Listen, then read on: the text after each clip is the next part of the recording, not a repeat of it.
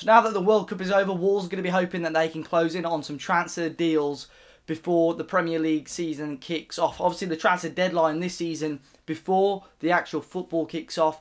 So Wolves will be hoping to add some additions throughout pre-season. Today we're going to be talking about all the transfer deals that have been rumoured, some that have been completed, as well as talking about the Rui Patricio saga as it's taken yet again another twist. Hey guys, it's Dave from Talking Wolves and welcome back to this transfer window and just everything really to an update on what's going on at Wolves at the moment. We're going to start off with some transfer rumours. As always, there is plenty of rumours bandied about this time of year. And now the World Cup is slowly coming towards an end. Hopefully Wolves are going to be linked with many more players. And obviously we'll be updating you here on Talking Wolves. But one that has come out today is Joao has been linked with Wolves on a loan deal. I'd assume, you know, Wolves always look to get that fee to buy in there as well. But other Premier League clubs are apparently interested.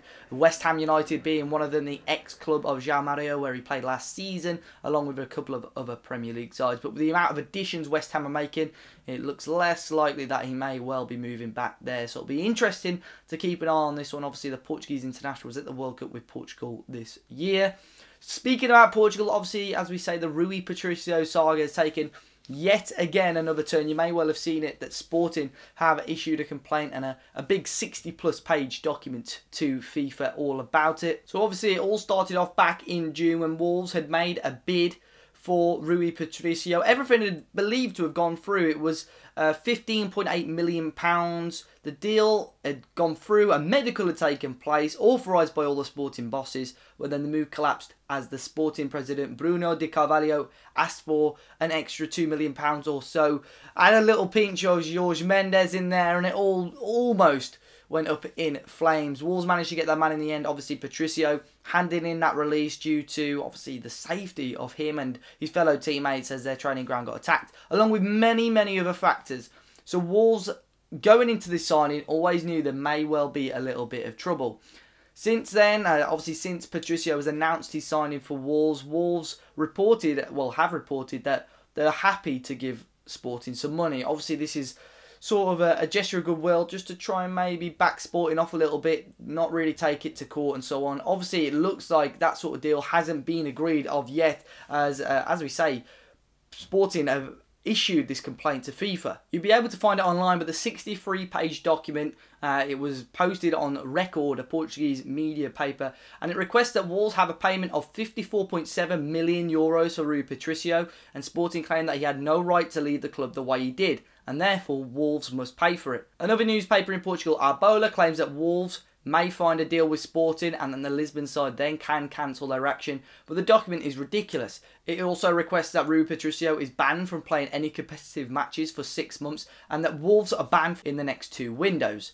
Now, it'll be very interesting to see how this happens. Obviously, Sporting can file this complaint, and Wolves have said today via Sky Sports that it's not worrying for them. They're not really interested in this sort of thing. We're hoping that Wolves, you know, don't get into too much trouble about this sort of thing. We're hoping, you know, £15-20 million, which is what you pay for a top quality goalkeeper anyway, just to get rid of all this legal fees. It's worth noting that Wolves aren't going to be stupid about this. They would have taken real legal advice before having this transfer. They knew that this sort of thing was going to happen. It's going to be very interesting over the next couple of days to see how this one turns out. Onto the departures now. Wolves player Prince Onyanga has finally left the club on a permanent deal. He's moved on to Caen in France. He's had a couple of loan deals out. Obviously never really broken into the Wolves team. Only played 11 times competitively to Wolves, scoring 2 goals. Had a few loans, as I say, Angers in France, Bastia I think he was at as well. A couple of teams, but obviously, as we say, never broke into the team. And unfortunately,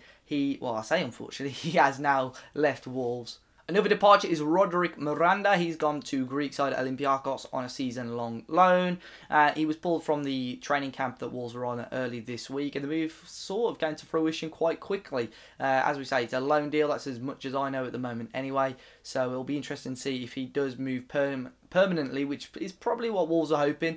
But at the same time, we saw a little bit of talent there last season, but definitely not good enough for the Premier League, I'm afraid. Joe Mason has also returned to Wolves. He'll be back in training in the next week or so, or the next couple of weeks. His loan at Colorado Rapids was meant to run till the end of October, but they've cut it short. They've terminated that. It's understood that Joe Mason already feels that his future at Wolves is over, so no doubt he'll be shipped out, whether it's a loan or permanent deal, in the next few weeks or so as well.